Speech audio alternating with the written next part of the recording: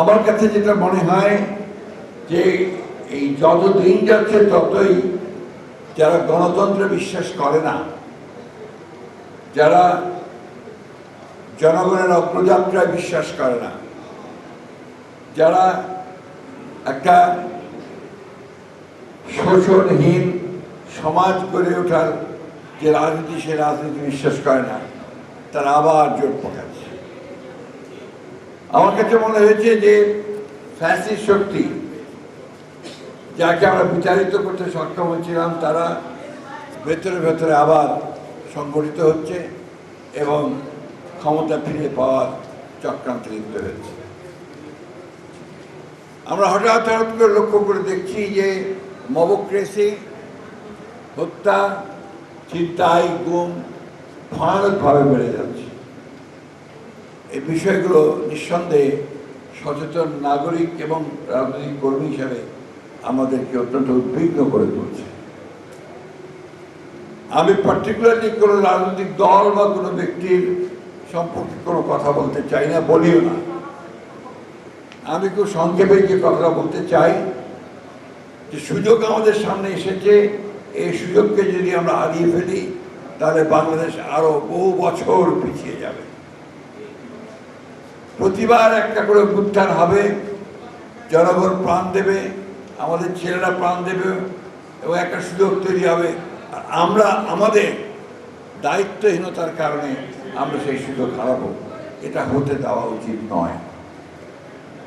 আমি এই সরকারের প্রতি আহ্বান জানাতে চাই যে আপনারা দয়া করে, বহুবার বলেছি, আবারও বলছি, যে কাল বিলম্ব না করে যত দেরি করছেন ততই কিন্তু পরিস্থিতি আরো ঘোরাতে হচ্ছে।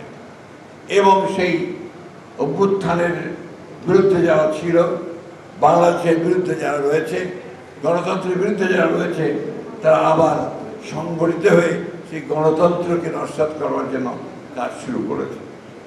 তাই দেরি না করে যত দ্রুত এই সংস্কার, সনদ এবং নির্বাচন, এই তিনটি বিষয়কে সামনে নিয়ে দ্রুত এগিয়ে যেতে পারা যায়, ততই দেশের জন্য মঙ্গল হবে।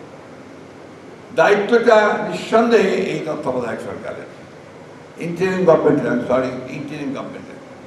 এবং আমরা তো খুব আশাবাদী যে আমাদের এই মধ্যবর্তী সরকারের, ইন্টারিম গভর্নমেন্টের যিনি নেতা, তিনি হচ্ছেন এই দেশের একজন বরেণ্য ব্যক্তিত্ব, যিনি আন্তর্জাতিকভাবে স্বীকৃত একজন ব্যক্তি, যিনি তার বুদ্ধিমত্তা, প্রজ্ঞা, সততা এবং দেশপ্রেম দিয়ে গোটা জাতিকে ঐক্যবদ্ধ করে আমাদেরকে সেই লক্ষ্যে পৌঁছে দিতে সক্ষম হবে।